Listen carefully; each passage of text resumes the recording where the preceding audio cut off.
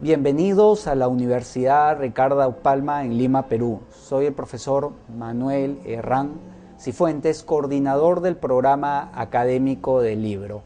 Tenemos el placer de contar con uno de los mejores escritores de libros para niños en Perú y un gran amigo y un gran narrador, Hernán Garrido Leca. Bienvenido, Hernán. Un gusto tenerte a ti y ver que continúas con este sueño que tuviste hace muchos años de seguir escribiendo y de compartir cada uno de esos libros que cada vez permites que los niños puedan ir entrando en tu espacio de creación y de ilusión con cada uno de los personajes. ¿Cómo haces tú para tener todas esas ideas, esa creatividad, esa originalidad para desarrollar cada uno de tus cuentos? No, creo que al final un escritor es como una esponja que está permanentemente recogiendo imágenes, ideas de la realidad. La realidad siempre supera la ficción y en la medida que tú estás expuesto a distintas situaciones, creo que tienes más posibilidades de crear cosas. Yo por mis otros trabajos tengo que viajar mucho por el mundo, conocer mucha gente, estar en situaciones muy distintas y eso me permite exponerme a distintas situaciones, a diferentes culturas, a diferentes cosmovisiones, maneras de ver el mundo, y es ahí donde surgen los personajes. Yo permanentemente me estoy divirtiendo, yo creo que permanentemente estoy escribiendo. Hace poco contaba como en un encuentro de escritores en Quito, donde me preguntaban algo parecido, dije que una vez estaba sentado con el canciller del Perú, el canciller de China, en Beijing, y la comparación era larga entre los cancilleres y yo estaba sentado ahí y decía, ahora va a venir un dragón trayendo el siguiente plato, porque era uno de estos banquetes. Entonces me empezaba a divertir con la situación y en realidad estaba escribiendo. Y el libro El cazador de arcoíris, estaba yo en una playa en Zanzíbar, en una isla de Tanzania, y había un señor que había sido un físico nuclear que había trabajado en la NASA tratando de explicarme el concepto de los agujeros negros. Y la verdad que estaba trayendo demasiado detalle. Dije, ¿qué pasaría yo mirando el mar? Eran las 5 de la tarde, ¿qué pasaría si se aparece un genio acá? Pero un genio que no es como los otros genios, porque era el Océano Índico, sino un genio mal geniado. Entonces empecé a jugar casi sin hacerle caso a la explicación y después me puse a escribir. Se fue el señor, yo me quedé en la playa y me puse a escribir. Y muchas veces son situaciones así, permanentemente, todos los días estoy en el auto y pasa algo. Y de la realidad salen muchas de las ideas, ¿no? Muchos de tus cuentos tienen referencias históricas. En el caso de La Vicuña de Ocho Patas, combinas la historia con la fantasía. Has logrado hacer un acertijo y un personaje, como el caso de la niña, que va descubriendo a través de esta vicuña ciertas situaciones. Bueno, son historias de ficción insertas en un episodio histórico. Yo tengo una fascinación por la historia del Perú en particular. Y bueno, ese es ese caso. Piratas en el Callao es también qué había en los barcos, las fechas, el número de barcos, todo es real. Y lo que es una explicación fantástica a un hecho histórico real, que fue el asedio, el bloqueo del Callao por el pirata Lermit. ¿Y por qué se va? Nadie entiende por qué se va. Bueno, yo le doy una explicación fantástica, que es estos dos niños que han viajado en el tiempo y espantan a los piratas. En Vicuña de Ocho Patas se repite un poco este tema histórico con el ascenso de Cusi Yupanqui a convertirse en el Inca Pachacútec.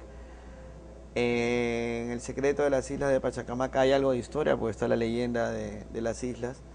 Y así creo que hay varios, a veces rescato algún personaje como el Chuyachaki en Yon Yon el dragón del lago Titicaca. Ahora he escrito un nuevo cuento, inédito todavía, donde hay un pistaco urbano. Entonces a veces recojo historia, a veces folclore y a veces nada. A veces es no sé, La Mena de Anicilla es una historia que le conté a mi hija, la Catalina la mantarraya que quería volar, es también una historia fantástica que ocurre en la zona de Paracas. A veces hay más historia como en Manual de Vuelo, que son 10 historias de gente que quiso volar. Ahí hay una combinación de cosas, porque está, por ejemplo, Santiago Volador, que está recogido por Ricardo Palma en una tradición, pero es un personaje histórico. Está Jorge Chávez, que obviamente son intercambios, es él en la cama, en el lecho de muerte, tratando de ver qué es lo que pasa, y luego una carta que el narrador le escribe a él contándole lo que pasó después que murió. Entonces es historia. También hay la muerte de Saint-Exupéry, en una que se llama El último vuelo ahí, que nadie sabe que él muere en un avión. Él muere en un avión que sale y después nunca encuentran. Con el tiempo se han encontrado algunos rastros, etcétera, pero es la historia de la muerte de Saint-Exupéry contada por un narrador omnipresente, pero que se le aparece a Saint-Exupéry la serpiente del Principito y le dice como al Principito, ha llegado la hora de irnos, ¿no? Entonces, los orígenes, a veces hay historia, pero no necesariamente. Yo creo que hay cuentos, Los Magos del Silencio, que en realidad es la historia de una revolución, ¿no? De músicos y cantantes y danzantes, pero también es absolutamente ficción, ¿no? Y que en ese cuento la primera edición fue ilustrado por Alecos.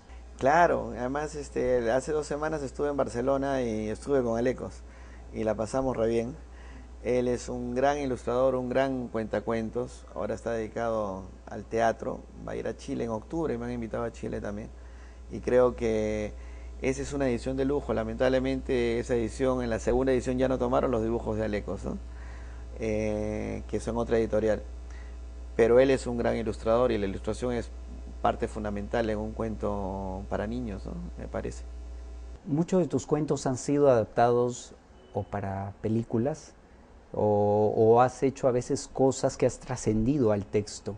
Me acuerdo cuando yo estudiaba edición en Buenos Aires, llegar a ver un afiche de Piratas en el Callao, que era Piratas en el Pacífico, claro, promocionando los cines. En Argentina, no, fuera del Perú, la película se llamó Piratas en el Pacífico. Bueno, Piratas en el Callao fue primero teatro, luego se hizo película. Yon Yon el dragón también se hizo una película que fue Dragones de Destino de Fuego.